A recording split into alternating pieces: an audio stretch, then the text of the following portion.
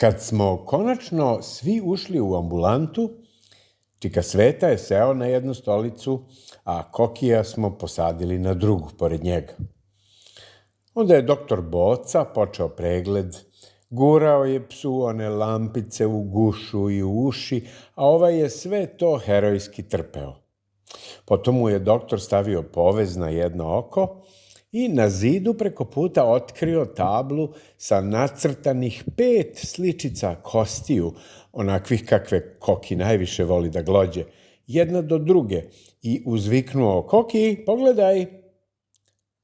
Ovaj se osvrtao levo, desno, gledao u nas i u svog gazdu, mrtav hladan. Zatim je doktor Boca otkrio drugi deo iste table sa 4 malo veća crteža istih onih kostiju, ali je Koki i dalje bio nezainteresovan.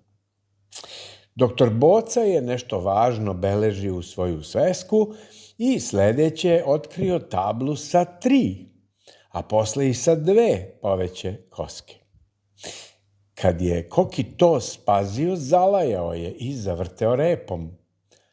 "Znači, sada vidi", uzviknuo je doktor. Onda je premestio kuci povez na drugo oko i opet počeo celu priču ispočetka sa 5 malih koskica. Kad je stigao do slike sa samo 2 kosti, mi smo svi mislili da će Koki da reaguje, ali tek je zalajao kad je doktor Boca otkrio sliku sa jednom najvećom koskom. Znači, na desno vidi slabo, a na levo još slabije, zaključio je doktor. Mi smo svi bili tužni što Koki loše vidi, ali iznenađeni kako je doktor to lako utvrdio. Čika Sveta je onda upitao: "Pa šta ćemo da radimo, doktore?" Na što je dobio stručan odgovor: "Sad ćemo i to mi da sredimo." Doktor se okrenuo prema ormanu, a nas nekolicina smo se malo razmakli da on može da ga otvori, i dok smo ga Koki i svi mi pažljivo posmatrali, doktor je malo prebirao po nekim kutijama i fiokama i na kraju izvadio 2 okrugla staklića, malo veće od dugmeta na mojoj jakni. Iz druge fioke je izvadio mali, smešan ram za naočare, drugačiji nego što smo mi navikli da vidimo kad ga neki od nas klinaca ili odraslih nose. Ovaj ram je imao 2 okrugla otvora gde se stave oni staklići i 2 dugačke drške sve do ušiju, ali i pantljiku za vezivanje iza glave.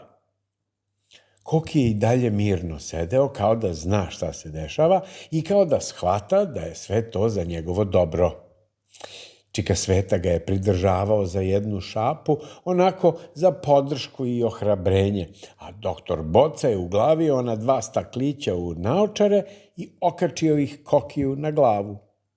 Pantljiku je blago zatego pozadi iza velikih klempavih ušesa. Koki je dobio naočare. Da li su bile odgovarajuće, pitaš se?